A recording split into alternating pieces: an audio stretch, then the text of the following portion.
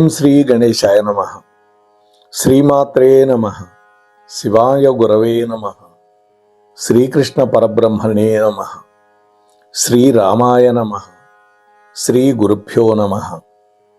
సచ్చిదానందరూపాయ విశ్వోత్పత్యాదిహేతవే తాపత్రయ వినాశాయ శ్రీకృష్ణాయ వయం నమః. ప్రియ భగవద్బంధువులారా, 9వ తేదీ ఫిబ్రవరి ఒక మహానుభావుడి యొక్క వర్ధంతి.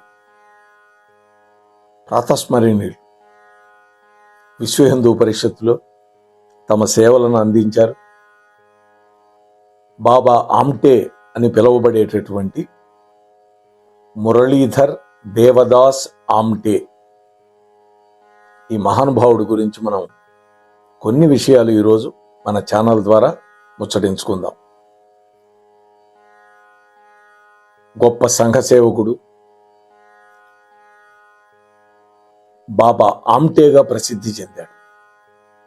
ముఖ్యంగా కుష్ఠరోగుల పాలిట దేవుడిగా మారాడు. స్వాతంత్రోద్యమంలో పాల్గొన్నాడు. ఈ కుష్ఠరోగుల సేవ కోసం చంద్రాపూర్ జిల్లాలో ఆనందవన్ ఆశ్రమాన్ని స్థాపించాడు. అతడు కూడా వారితో పాటు అక్కడే జీవితాన్ని గడిపాడు. 1914 డిసెంబర్ 26వ తేదీన జన్మించాడు ఈ మహానుభావుడు. 2008వ సంవత్సరంలో ఫిబ్రవరి 9వ తేదీన ఆనందవన్న ఆశ్రమంలోనే తన ప్రాణాలు విడిచిపెట్టాడు. అంటే సుమారుగా 94 ఏళ్ళు సుదీర్ఘమైనటువంటి జీవితం నడిపినటువంటి వాడు. ఉన్నత కుటుంబంలో పుట్టాడు. బాగా విద్యాభ్యాసం చేశాడు. బిఏబిఎల్. ఆ రోజుల్లో బిఏబిఎల్ అంటే చాలా పెద్ద విద్య. అంటే ఈ న్యాయశాస్త్రానికి సంబంధించినటువంటి అడ్వకేట్ కదా. భోగభాగ్యాలు వదిలిపెట్టాడు. అణగారినటువంటి వర్గాల మేలు కోసం ఆ జీవిత పర్యంతం కృషి చేసినటువంటి మహనీయుడు, మహామనీషి బాబా ఆమ్టే. ఆయన చేసిన సేవల గుర్తింపుగా భారత ప్రభుత్వం పద్మశ్రీ అవార్డు ఇచ్చింది. రామన్ మెగసేసే పురస్కారం కూడా ఇచ్చింది. అంతేకాదు ఇంకా జాతీయ, అంతర్జాతీయ పురస్కారాలు ఎన్నో ఆయనకు దొరికాయి.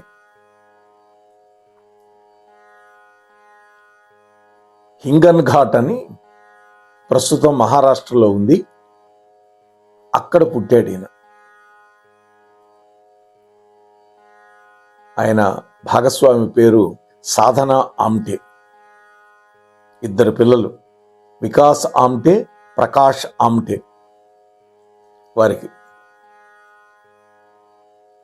వారి యొక్క తొలి జీవితం ఎలా జరిగింది అనే దానికి డిసెంబర్ 26, 1914 మహారాష్ట్రలో వార్ధా జిల్లాలో హింగన్ ఘాట్ అనేటువంటి ప్రాంతంలో ఒక ఉన్నత బ్రాహ్మణ కుటుంబంలో పుట్టాడు. అది కూడా జాగీర్దారుల కుటుంబం. మంచి ఉన్నతమైన డబ్బు కలిగినటువంటి వాళ్ళు, భూమి కలిగినటువంటి వాళ్ళు. తల్లిదండ్రులు పెట్టిన పేరు మురళీధర్ దేవదాస్ ఆమ్టే. చిన్నతనంలోనే బాబా అని పిలిచేవాళ్ళట. బాబా అనేది ఎవరో ప్రదానం చేసిన బిరుదు మాత్రం కాదు. అది తల్లిదండ్రులు పెట్టినటువంటి ముద్దు పేరు. బాబా అంటే నాన్న అంటాం కదా మనం. న్యాయశాస్త్రంలో పట్టా పొందిన తర్వాత వార్తాలో న్యాయవాద వృత్తిని ప్రారంభించాడు.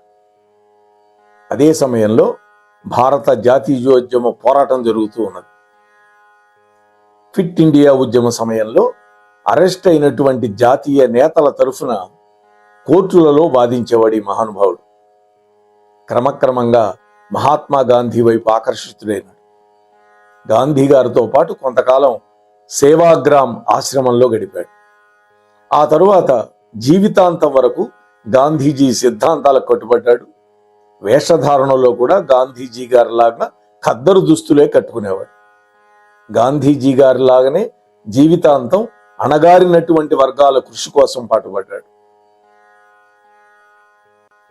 1946 సంవత్సరంలో బాబా ఆమ్టే సాధన గులే శాస్త్రి అనేటువంటి ఆమెని వివాహం చేసుకున్నాడు.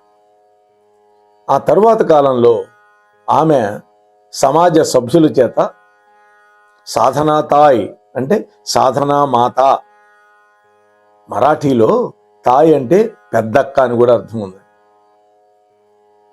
వాళ్ళకి 2 పిల్లలు, ఇందాక చెప్పుకున్నాం, వికాసు, ప్రకాష్. ఆ ఇద్దరు కూడా తండ్రిలాగానే సమాజ సేవ కోసం పాటుపడుతూ ఉన్నారు ఇప్పటికీ. ప్రకాష్ ఆమ్టే జీవన సహచరి అయినటువంటి మందాకిని ఆమ్టేతో కలిపి సంయుక్తంగా 2008 సంవత్సరంలో రామన్ మెగసేసే అవార్డు పొందాడు. ఆనందవన్ బాబా ఆమ్టే స్థాపించినటువంటి 3 ఆశ్రమాల్లో ఆనందవన్ మొట్టమొదటిది. కుష్ఠరోగుల యొక్క సంక్షేమానికి మహారాష్ట్రలో చంద్రాపూర్ జిల్లాలో ఈ ఆశ్రమాన్ని 1951 సంవత్సరంలో స్థాపించాడు. ఆనందవన్ అంటే ఆనందపు అడవి అని అర్థం, ఫారెస్ట్ ఆఫ్ జాయ్. వరోరాకి దగ్గరలోని అటవీ ప్రాంతంలో 50 ఎకరాల విస్తీర్ణంలో ఈ ఆశ్రమాన్ని మొదలుపెట్టాడు. అది క్రమక్రమంగా పెద్దది, ఇవాళ 500 ఎకరాలకు విస్తారం చెందింది. ఆ రోజుల్లో కుష్ఠవ్యాధిగ్రస్తులకి సమాజంలో చాలా చిన్న చూపు, వెలివేసేవాళ్ళు. మందులు కూడా సక్రమంగా లేవు ఆ రోజుల్లో. అంటే అది అంటువ్యాధి, మనకు కూడా అంటుకుంటుందని దూరంగా పెట్టడం. అది అలాంటి వాళ్ళ కోసం ఆశ్రమాన్ని స్థాపించి కుష్ఠరోగులందరినీ చేరదీసి వాళ్లతో పాటు తాను కూడా ఉంటూ వారి యొక్క సంక్షేమం చూసుకుంటూ గడపటం అనేది సామాన్య విషయం కాదండి, చాలా చాలా గొప్ప విషయం. ఎందుకని, కుష్ఠవ్యాధి ఒక అంటురోగం. కుష్ఠరోగులను తాకిన ఆ వ్యాధి వస్తుందనేటువంటి ప్రచారంలో ఉన్న సమయం అది. అటువంటి సమయంలో బాబా ఆమ్టే ఆ వదంతులను తిప్పికొట్టడానికి స్వయంగా ఒక కుష్ఠరోగి నుంచి బ్యాసిల్లీ అనేటువంటి ఏదో ఉంటుంది, బ్యాసిలస్ అని, ఆ క్రిములను తన శరీరంలోకి ఇంజెక్షన్ ద్వారా ఎక్కించుకున్నాడు. కుష్ఠరోగుల కోసం బాబా ఆమ్టే ఆ తరువాత సోమనాథ్, అశోకవన్ అనేటువంటి 2 ఆశ్రమాలు కూడా స్థాపించాడు. సమాజ సేవ విషయంలో ఆనందవన్ ఆశ్రమం ప్రపంచవ్యాప్తంగా ప్రఖ్యాతి పొందిందండి. ఆనందవన్ కోసం బాబా ఆమ్టేకి 1983 సంవత్సరంలో డేమియన్ డట్టన్ లెప్రసీ అనేటువంటి సంస్థ నుంచి ఒక అవార్డు కూడా లభించింది. ఆ తరువాత ఆనందవన్ 2 ఆసుపత్రులని, ఒక విశ్వవిద్యాలయాన్ని, ఒక అంధుల కొరకు పాఠశాలని, ఒక అనాథ శరణాలయాన్ని ఏర్పాటు చేసింది. ఈ ఆశ్రమంలో ప్రస్తుతం 5,000 మందికి పైగా ఉంటున్నారు. బాబా ఆమ్టే గాంధీజీ సిద్ధాంతాలను నమ్మినటువంటి వ్యక్తి. అంత మాత్రమే కాదు, ఆ సిద్ధాంతాలను పూర్తిగా ఆచరించినటువంటి మహనీయుడు. ఇటీవల కాలం వరకు గాంధీజీ సిద్ధాంతాన్ని పూర్తిగా ఆచరించిన వ్యక్తుల్లో ఇతడే చిట్ట చివరివాడు. గాంధీ గారితో పరిచయమైన తర్వాత అతనితో పాటు కొద్ది రోజులు సేవాగ్రమ ఆశ్రమంలో గడిపాడు. గాంధీజీ గారికి శిష్యుడిగా మారాడు. ఆయన సిద్ధాంతాలను పూర్తిగా వంట పట్టించుకున్నాడు. ఆ సమయంలోనే గాంధీ గారు బాబా ఆమ్టేకి అభయ సాధక్ అనేటువంటి బిరుదు కూడా ఇచ్చాడు. అంటే కుష్ఠరోగానికి భయపడకుండా వాళ్ళ యొక్క సంక్షేమానికి ఇతడు చేస్తున్నటువంటి కృషి ఫలితమే ఆ బిరుదు. ఆ తరువాత బాబా ఆమ్టే సిద్ధాంతాల మీద కూడా గాంధీజీ యొక్క ప్రభావం చాలా ఉందండి. తన శేష జీవితం అంతా కూడా అణగారినటువంటి వర్గాల కోసమే వెచ్చించడమే కాకుండా వస్త్రధారణ విషయంలో కూడా కేవలం ఖద్దరు బట్టలనే ధరించాడు. ఈ విషయంలో ఆ ఇద్దరికి సామ్యం ఉందండి, గాంధీ గారికి ఇద్దరికి. అంతేకాదు ఆశ్రమాల్లో గడుపుతూ పూర్తి శాకాహార భోజనం చేస్తూ జీవనం గడిపారు.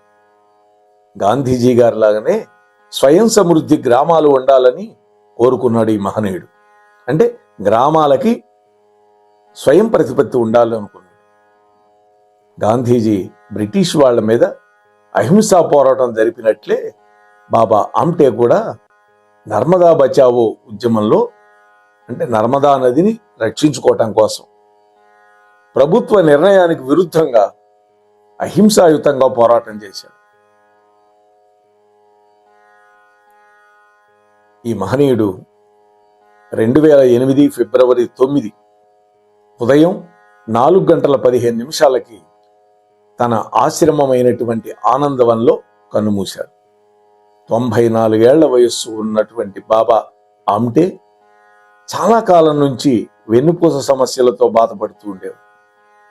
కొంతకాలంగా రక్త క్యాన్సర్తో కూడా బాధపడ్డాడు. అయినా కూడా తుది శ్వాస విడిచిపెట్టే వరకు తాను నమ్మినటువంటి సిద్ధాంతానికి పాటుపడి తన ఆశయమే లక్ష్యంగా కృషి చేసినటువంటి మహనీయుడు. ఆయన భౌతిక కాయానికి ఫిబ్రవరి 10 అధికారిక లాంఛనాలతోటి మహారాష్ట్ర ప్రభుత్వం అంత్యక్రియలు చేసిందంటే ఆలోచించండి. ఆయన అంతిమ కోరిక ఏమిటంటే తన యొక్క భౌతిక కాయాన్ని దహనం చేయటానికి బదులుగా ఖననం చేశారు, పూడ్చిపెట్టారు. ఈ మహనీయుడు సాధించినటువంటి అవార్డులు లెక్కే లేదండి. అనేక దశాబ్దాల పాటు దీన జనుల కోసం చేసినటువంటి కృషికి ఫలితంగా బాబా ఆమ్టేకి అనేకమైనటువంటి జాతీయ అంతర్జాతీయ అవార్డులు వచ్చినాయి. అవార్డులతో పాటు నగదు రివార్డు కూడా వచ్చింది. అయితే ఆ డబ్బు ఎప్పుడూ తన సొంతానికి వాడుకోలేదు. కేవలం సాంఘిక కార్యకలాపాల కోసం మాత్రమే వినియోగించినటువంటి మహామనిషి. 1971 సంవత్సరంలో భారత ప్రభుత్వం పద్మశ్రీ అవార్డు ఇచ్చింది. 1974లో మహారాష్ట్ర ప్రభుత్వం దళిత్ మిశ్రా అవార్డు ఇచ్చారు. 1978లో రాష్ట్రీయ భూషణ్ అవార్డు ఇచ్చారు. 1983లో అమెరికాకు చెందినటువంటి డామియన్ డట్టర్ అవార్డు ఇచ్చారు. అంటే కుష్ఠవ్యాధి పీడితుల కోసం కృషి చేసిన వాళ్ళకిచ్చే ప్రపంచంలోనే అత్యున్నత స్థాయి అవార్డు అది. 1985లో రామన్ మెగసెసే అవార్డు ఇచ్చారు. 85లో ఇందిరాగాంధీ స్మారక అవార్డు ఇచ్చారు మధ్యప్రదేశ్ వాళ్ళు. 1986లో భారత ప్రభుత్వం పద్మ విభూషణ్ అవార్డు ఇచ్చారు. పద్మశ్రీ తర్వాత పద్మ విభూషణ్ దానికంటే గొప్పది. 1988లో ఐక్యరాజ్య సమితి వాళ్ళు మానవ హక్కుల అవార్డు ఇచ్చారు.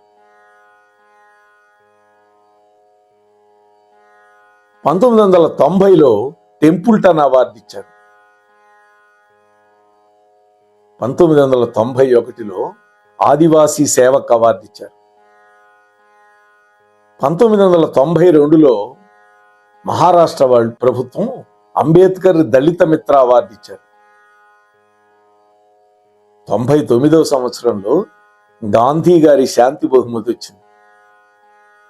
99లోనే అంబేద్కర్ అంతర్జాతీయ అవార్డు వచ్చింది. ఇలా ఎన్నో అవార్డులు పొంది ముఖ్యంగా వ్యాధిగ్రస్తులైనటువంటి వాళ్ళ యొక్క సేవకి తన జీవితాన్ని అంకితం చేసినటువంటి ఆ మహామనీషి గురించి ఇవాళ మనం స్మరించుకోవటం అనేది మన యొక్క అదృష్టంగా భావిస్తూ, ఇటువంటి వాళ్ళ చరిత్ర మనం విన్నప్పుడు మనలో కూడా ఒక స్ఫూర్తి జ్వాల బయటికి రావాలి.